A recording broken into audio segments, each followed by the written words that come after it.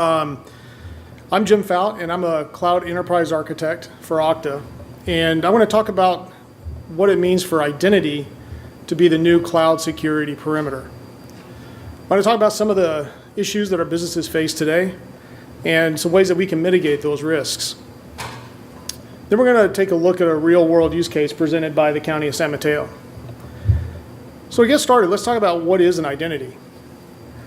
Identities are really any kind of person, right? These are employees, contractors, partners, suppliers, retirees, and citizens. Really anyone that interacts with your business, either directly or indirectly. And identities apply to any kind of technology, right? These are cloud apps and mobile apps, on-premise apps and custom apps, and devices of any kind, right? Not just mobile devices, but laptops, desktops, wearables, and everything in between. Even devices that need to communicate and share data with each other on behalf of the end user. This is why identity is so important, right? It's moving from being a back office IT tool to being the foundation on which you can drive your business forward. If we look at the landscape that we work in as IT professionals today, we're undergoing a pretty dramatic shift. Businesses large and small have been building data centers and then deploying their applications and services in that on-premise infrastructure. Right, then we surround that with this big security moat, fill it with sharks with lasers, intrusion detection, VPNs, and firewalls. But we've been poking holes in this for years, right? We provide access to customers and partners and employees. And things are changing. Today, almost all new applications are being deployed to the cloud. And in the cloud, there is no perimeter. And cloud applications quite often include mobile interfaces, or they might be mobile only. Not to mention, we're moving more and more business-critical apps to the cloud. Things like HR, customer service, infrastructure services, and so forth. And in the middle, we have people. Right? These are typically employees and some contractors. But with the digital transformation of our business, this is more and more becoming customers. Right? An expanding partner ecosystem in various third parties. So the traditional perimeter is becoming much less effective as a security moat. And this is presenting an interesting challenge to us as security professionals.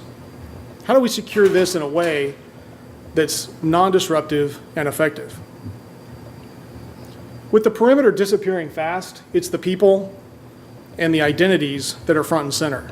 Right? It's the identities and the actions that we take on it, establishing it, authenticating and authorizing actions based on it that defines the new perimeter. And identities expand far and wide today. Right? We're used to this being the workforce and partners, and now we include suppliers and customers. And every business today is a digital business, and we're dealing more and more with customers directly. Business customers, consumers, citizen services. We also have our services exposing themselves to third parties via APIs, right? So third parties can integrate directly with us and build their own implementations. So it's all these different layers that add their identities, authentication, and authorization that becomes the new perimeter. So why is securing this so important? Because breaches happen, right? If you look at the latest incidents and breaches report, we can see that there were over 2,200 breaches in 2017 alone. And with each breach costing in the millions of dollars per breach, the business impact is real. If we take a look at some specific numbers for public sector, we can see that cyber espionage accounted for 25% of the breaches, with phishing attacks being the most prevalent. And the data over the last decade doesn't look a whole lot better, right? The trend lines are really rising. But if we dig a little bit deeper and take a look at some specific data sets, we can find something very interesting here. Breaches that were due to credential compromise, the ones highlighted here in blue, far outweigh the ones that were due to technical vulnerabilities. Things like backdoors, ransomware, memory scrapers, and vulnerability exploits. And if we focus in on vulnerability exploits, you can see that only accounted for 6 breaches versus 653 for phishing attacks. So why does phishing still work? Wait for it. There it is. Phishing works because people are people, right? We inherently want to trust each other. And it's not just the pointy-haired boss here that's vulnerable. Phishing attacks are getting much more believable and sophisticated. And a case in point is this novel attack that we saw last year impersonating Google Docs requests. So what are the numbers telling us? 4 out of 5 breaches are due to lost or stolen credentials. And 3 out of 4 of the credentials that we create are reusing passwords that we've already used elsewhere. And this is an important point I want to make, because password uniqueness is much more important than password complexity. And we've been really bad at driving towards that goal. And finally, less than 1 out of 10 breaches were due to new technical vulnerabilities. So the passwords are the right place for the attackers to go. They know what your organizations look like, and so they know who to target for the compromise. Right? They're leveraging the social graphs of LinkedIn and Facebook, and they use lead generation tools like DiscoverOrg. There's plenty of tools available for free or marginal cost, and they will know your organization as well as you do.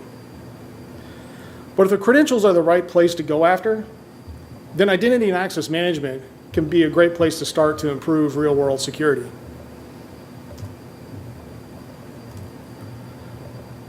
So despite our industry's best efforts, though, passwords have been very resilient. And this research from Microsoft shows a lot of the reasons why. Passwords are hard to kill because they win hands down on deployability, right? They're accessible, they're dirt cheap to deploy, they work on all systems and browsers, they're mature and well understood, and you don't have to pay anybody to use them. Now, passwords really don't fare all that well on the usability front, which leads to a lot of the issues we saw earlier, right? People have a hard time creating new passwords that are good, remembering them, and then not reusing them. But everyone in the room here is to blame, really, right? We're not helping by creating crazy password complexity and expiration policies that often aren't really based on security requirements, but are more driven by compliance and client pressure. And passwords really don't fare all that well on the security front either, but the other areas like universality and cost have kept them around. So here we are with authentication at the center of things, right? Stolen and weak credentials are the leading cause for breaches. And our access controls have been too liberal. Too many people have access to systems that they shouldn't have. And our authentication strategies have stagnated. We're having the same conversations about authentication today that we had 15 years ago. And the tools that we're using really don't work all that well either, right? We deploy these tools and they're not really all that effective against the breaches. And this is exacerbated by the variety of targets that the threat actors go after. So it really comes down to these things: cost, complexity, and manageability. Now, cost and complexity are related. Many of these solutions can cost upwards of 7 figures once you factor in all the consulting fees to get them deployed. And manageability is a big deal as well. A lot of organizations don't have the resources it requires to fully take advantage of the promise of these technologies. And we're going under a shift, right? IT and InfoSec are losing control over the devices people use, the networks they're used over, and the applications that the businesses select to get their work done. So we have to think about identity as being the missing ingredient, right? It is the common control factor. We're losing control over the people, the devices, and the services, but we do control the identity. Right? It lets us extend to the cloud, mobile, and on-premise with a single solution. We can protect against credential compromise with strong authentication. We can reduce identity silos and improve identity assurance. And we can improve our security posture and get new insights to authentication and then leverage those insights using security tools like the ones we saw in the previous slides. So these are the main key points I want to get across today. Number one, centralize identity and access control with single sign-on. Number two, get visibility into auth events and better respond to credential compromise and account takeover. Number three, automate identity lifecycle so that you can eliminate manual mistakes in orphan accounts. And finally, enable multi-factor authentication everywhere that you can. Centralizing identity helps us reduce account management complexity. It improves access and simplifies access for our end users and reduces identity sprawl. We can respond more quickly to compromise by centralizing logging. And we can consume those logs with SIEM tools. These tools can analyze the data, find irregularities, and then alert the right people to take action.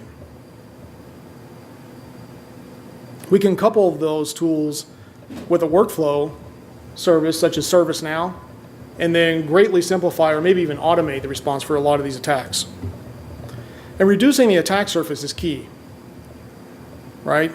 Reducing the number of orphan accounts and centralizing credentials into a central store really reduces the opportunities for the threat actor.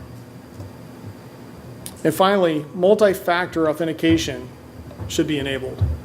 There are plenty of technologies for MFA available today, and many more services are MFA capable. So there's really no good reason not to do this. We even have MFA capabilities on premise by using protocols like Radius and point solutions available for RDP, ADFS, LDAP, PAM authentication, etc. Multi-factor authentication consists of three things, right? It's something you know, like a PIN or a password, something you have, like a one-time token or a push device, and something you are, like a fingerprint with Touch ID or facial recognition, perhaps, with Windows Hello. Multi-factor is effective, and the best methods are performed out of band where this secondary authentication doesn't occur over the same channel, such as the browser. But there's been challenges with multi-factor as well, right? The cost of it has been high with pallets of tokens expiring. Management's been difficult with every application you integrate with requiring its own integration with multi-factor. And usability has really been tough, right? These things are clunky, they're disruptive, and they really don't work well for partners and customers. So how do we improve on this? Multi-factor solutions should be centralized, right? You should have the same frameworks that you use for managing all of your apps and policies. They should be flexible and support different varieties of end users that have different needs, both inside and outside your organization. And the user interface needs to be great, right? Not just in the way that we interact with the device, but also consider how frequently, or maybe more importantly, how rarely the user is interrupted. So now I want to shift and talk a little bit about a new capability from Okta that just got released in the last year or so called ThreatInsight.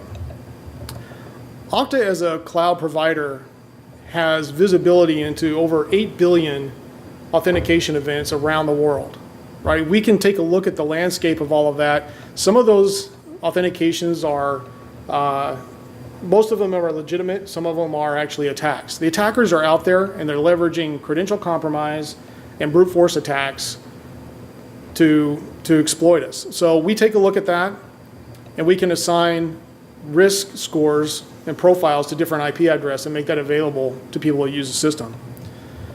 So what are the benefits? Well, as a customer of Okta, you don't have to be part of an attack to take advantage of this. You can set up policies and decide what you want to do should attack come in with a particular risk profile so that you're protected in advance just in case something happens. So you can decide if you want to do, for example, step-up authentication or enforce a multi-factor, or perhaps even completely reject the request altogether. Okta's got thousands of customers around the world in all industries and all verticals, but today we're going to focus on one very in particular.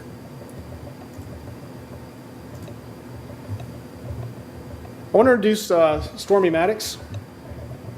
Stormy's going to talk to you a little bit about her experience with Okta for the County of San Mateo. Stormy is the Chief Information Officer for the County of San Mateo and is responsible for identity and access management and physical security elements. So please welcome Stormy Maddox.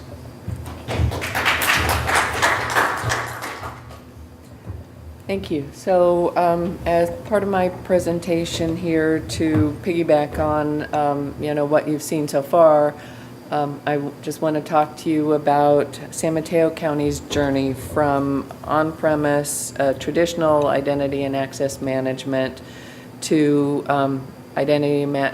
identity and access management in the cloud through Okta. So fortunately, the county's been, somewhat forward thinking, and we have adopted a cloud-first approach. We sort of grew into this by necessity, and that's really because our first stab at, a full-blown cloud application was Office 365. Part of that was an issue or a challenge for us because inside the county were 6 Active Directory force in 15 domains, and we realized very quickly that our ability to collapse that or make anything happen to that was cost prohibitive and really a political nightmare that we were not ready to work through. So we reached out to and selected Okta as our identity and access management platform. And what it's allowed us to do is replace some legacy applications. So we were, prior to Office 365, a on-premise GroupWise shop. So we went from GroupWise to Office 365. We went from an on-premise service desk to ServiceNow.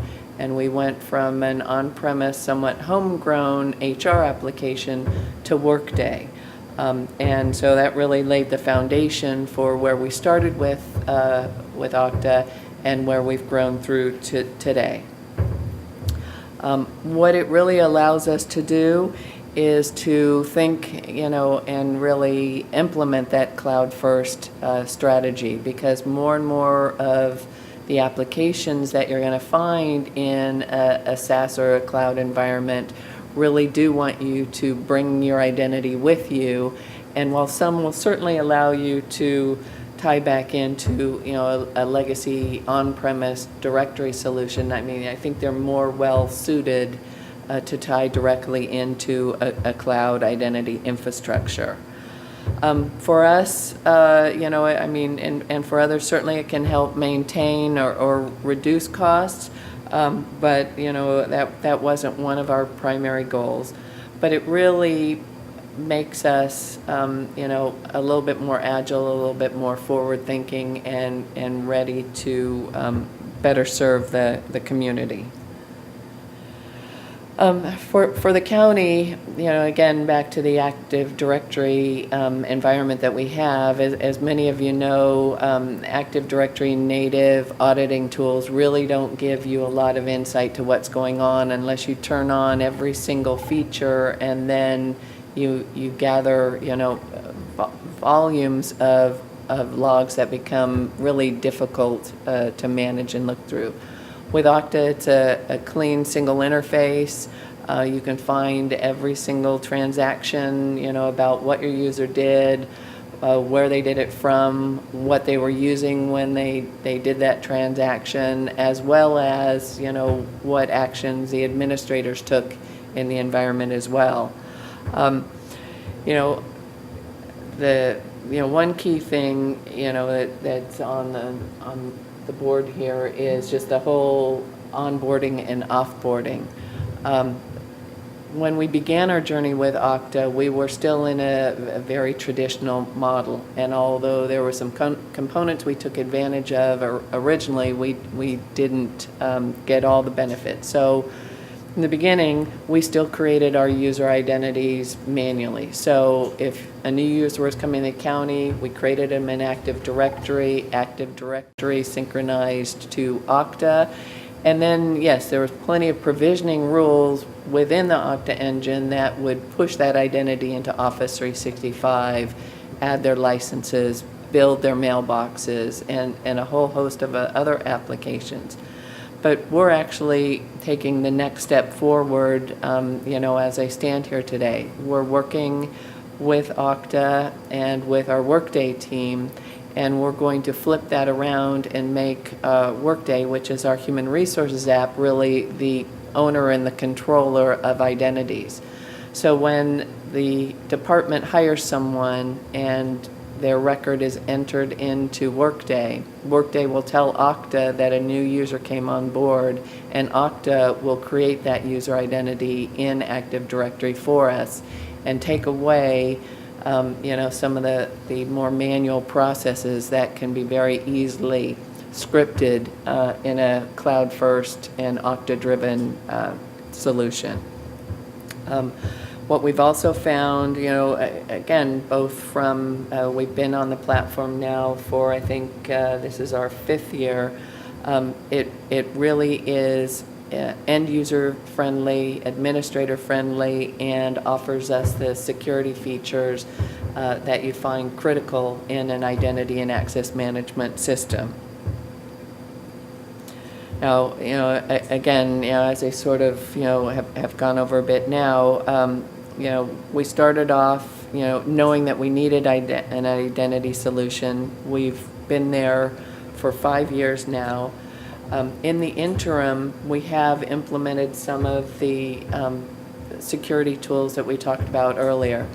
We didn't start with multi-factor, but we learned very quickly and the hard way that multi-factor is critical.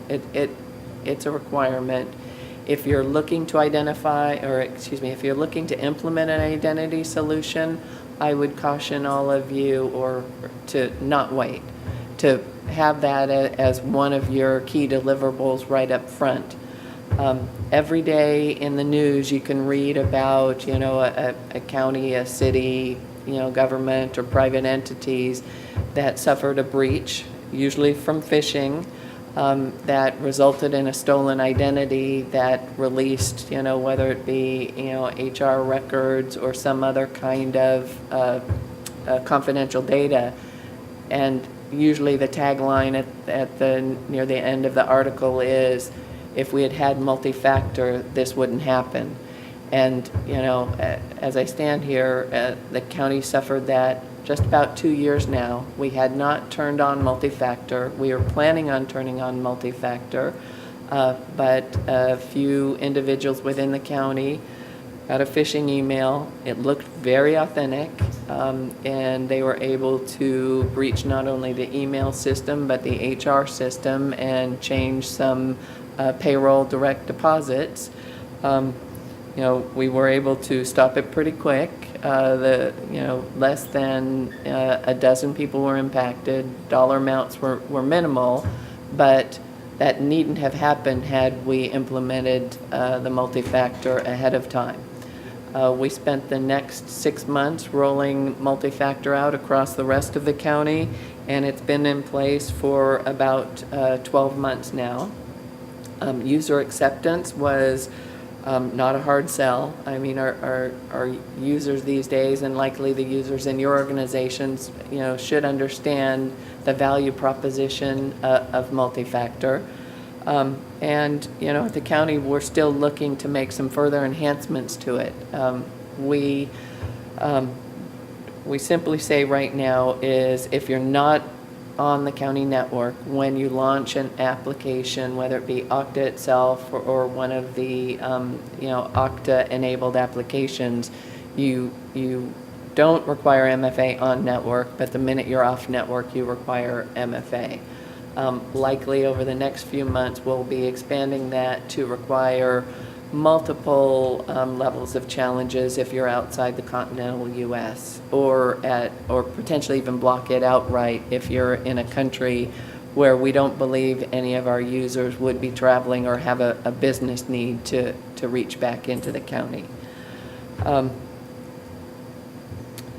So, for us, it really was able to, flip things around and, balance security based on, the foundational consideration that, everything starts and ends with the end user.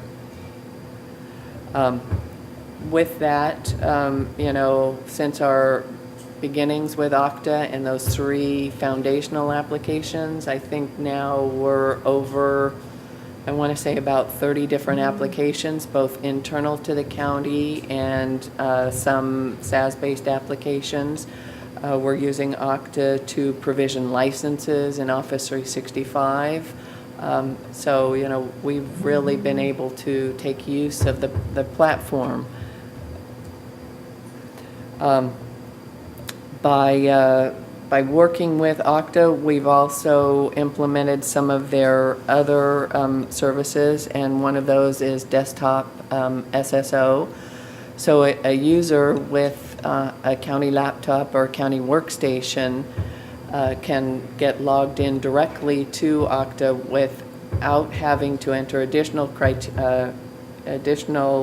user ID and password, as long as they're on a county-provided machine.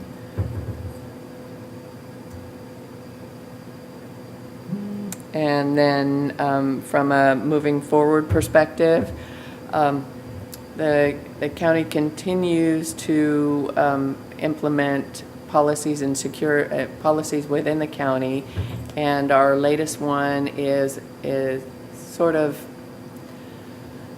really enforces that cloud-first perspective. So in that policy, we say that our primary identity platform is Okta. So if you were to go out today at the county and look for a new application, our expectation is that it could consume Okta identities, and if it can't, then you have to request a policy exemption through my office. Again, we'll also be enhancing the multifactor authentication and continue to drive adoption with applications both internal and external as we go forward.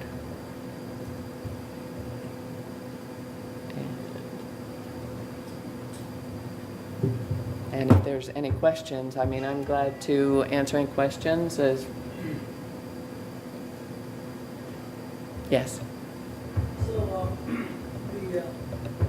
when you say multi-factor, you have implemented 2-factor or 3-factor? Currently, we have 3 different ones set up. The platform can do a lot more than that, but we standardized on an SMS callback, the Okta Verify, which uses your phone or a Apple Watch or one of the Android watches, where you get a pop-up that says you're trying to log in. It tells you from where, so you approve or deny the login. And currently we're still using a question, an answer to a question that the user chosen. So that's called 2-factor only, right? It's something you have and something you don't. So you don't use biometric or anything like that? That's probably in the next iteration that will turn that on and educate the users on how to set it up. Good. Thank you. One follow-up on that. When you use 2-factor, you use it only for VPN into county's network, or you also use suppose if you have Office 365, then if I'm working from home and I want to access my Office 365 email from cloud, which is Microsoft using cloud, right? So do you require 2-factor to do that, or just login and password? Okay, so Microsoft makes that a little bit more challenging, but let's talk about just the general use case, Microsoft aside, and then I'll touch on Microsoft. So if I'm at home, whether it be on a county-provided laptop or my own own personal laptop and I want to go to an application that's Okta enabled and in the cloud. So I want to check, Workday to see what my last week's pay stub was, or I want to log into ServiceNow or all these other apps. I can either go directly to that app, or I can go to the San Mateo County's Okta dashboard. I enter my credentials and I immediately get prompted for the additional factor to prove who I am, with my phone or, with an SMS text or whatever. If you go directly, then it won't ask you. No, it does. It still does. So if I launch ServiceNow first or Workday first, it redirects authentication to Okta and fulfills all of those requirements. That's good. Microsoft, in their infinite wisdom, sometime last year, you get that, you probably notice when you log on, you get that, do you want to remember these credentials, to help me log on next time? It simply caches them and remembers them for a set period of time. It will still, the first time, respond to the multi-factor prompt in conjunction with Okta, but, again, Microsoft has to, throw their little sort of wrench into things. But from that perspective, every other app responds appropriately. Thank you. Mhm. Yes. Really, from our perspective, not a lot. If I had to say there was any,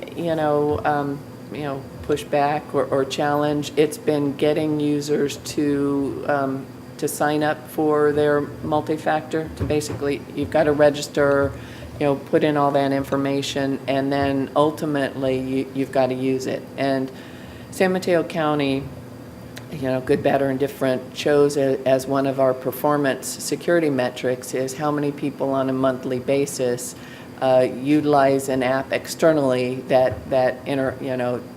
prompts them to use multi-factor. Our criteria is usually about in the 60% range on a monthly basis. And, we still do get a lot of pushbacks, and probably, many of your organizations face the same things. Depending on the type of worker you are, you may be precluded or told by your management you shouldn't go home, or outside of your Monday through Friday 8 to 5, you shouldn't be using county or city or state or, any kind of government apps. I certainly get that. But I've at least tried to enforce, or not enforce, but encourage people, register for the multi-factor anyway. You're never going to know when you have that emergency, you need to check something or you can't get to work, and you want it in place, when you've had a chance to set it up properly and not be able to not set it up or be in a situation where you can't figure out how to do it. But that's really been the only stumbling block. I mean, the Okta dashboard for us is now becoming more of a launch point, for everything that we do. So in our health department, which was our biggest department that we implemented desktop SSO, so basically what happens is you log on, the web browser pops up, and right there is your Okta dashboard with all of your applications. So they've asked us, in addition to all the Okta-enabled applications, to start publishing what I call and they call bookmark applications. Just the helpful links that people use on a regular basis that just gets them to a website or an app that's not Okta capable, so that they don't have to remember to save them on their desktop or, in some sort of, browser bookmark kind of thing. It's right there on their Okta dashboard. I'm sorry?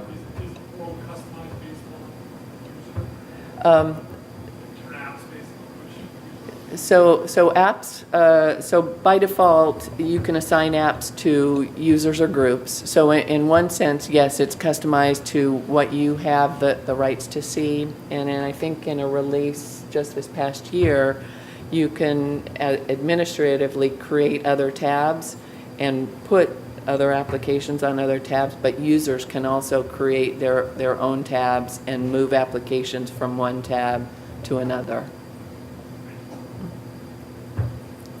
Yes? Have you found any challenges, or do you have people who maybe work in multiple departments or need different levels of access based on roles that you perform? Not necessarily between multiple departments, but, definitely with multiple roles within inside a single app. So one particular one is the county is just currently rolling out a secure texting platform. And you as a user can be a traditional, just the average user, or you can be a departmental level administrator, or you can be a global administrator. And we've been able, based on Active Directory group management, which flows up to Okta, to use that group management to drive what they're set up with when Okta provisions them into the application. Yes?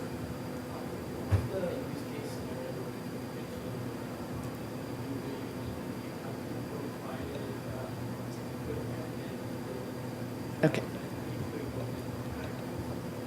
The I- desktop SSO. Okay. What was the first?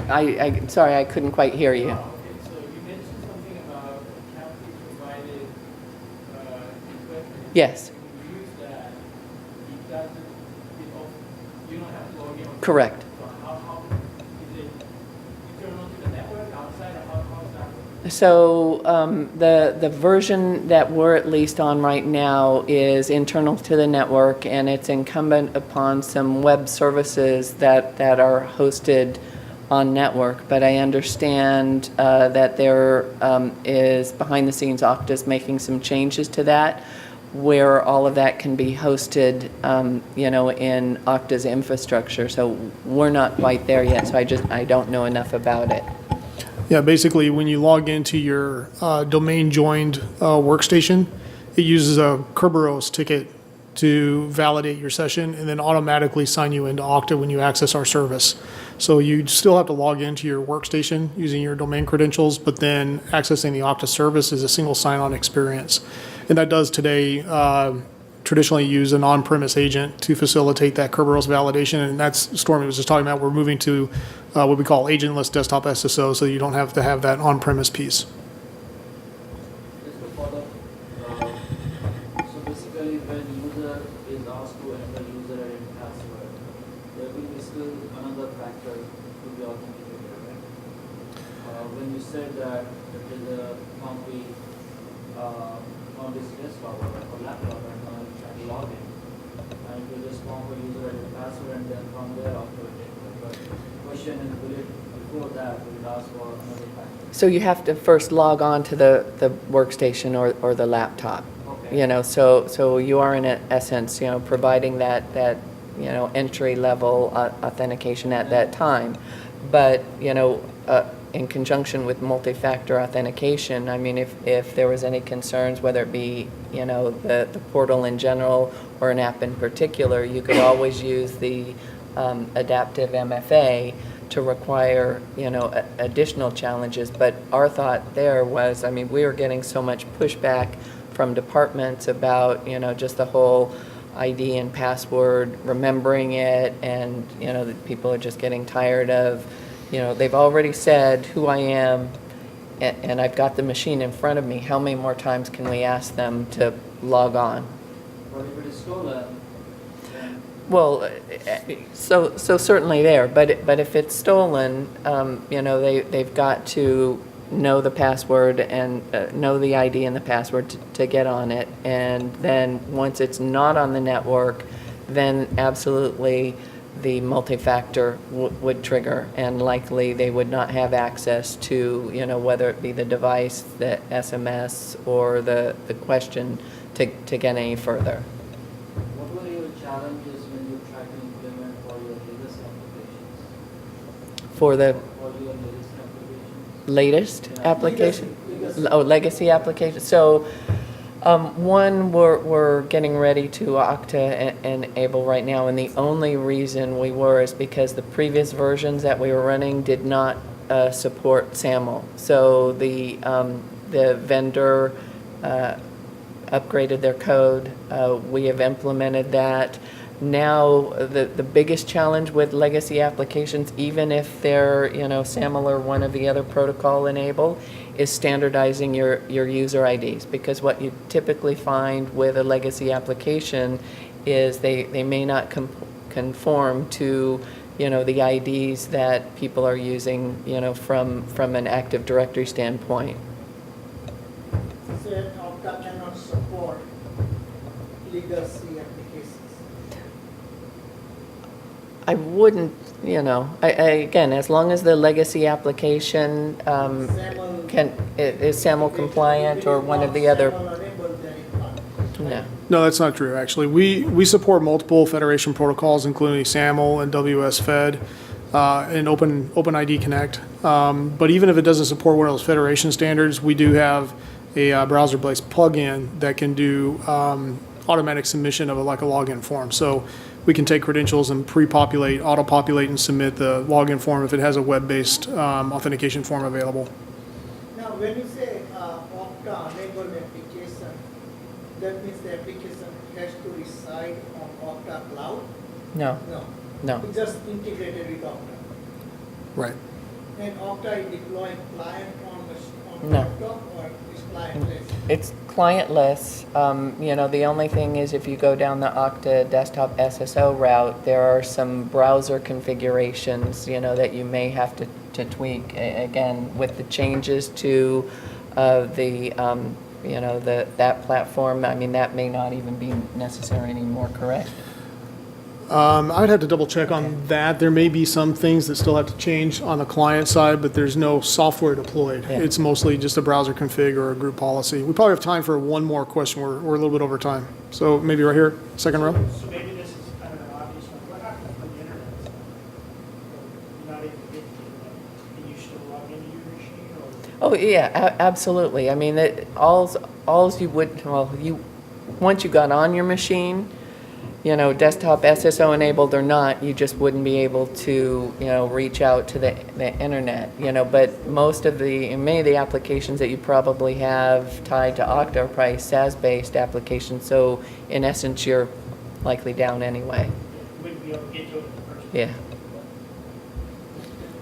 Is it in the licensing, is it like a local license or is it going to be a cloud license for the user? How do you license it? We have different licensing packages, so you'll have to talk to our sales representatives to find out more specific information, but basically it is per user based licensing. All right, I think that's our time for today, so thank you.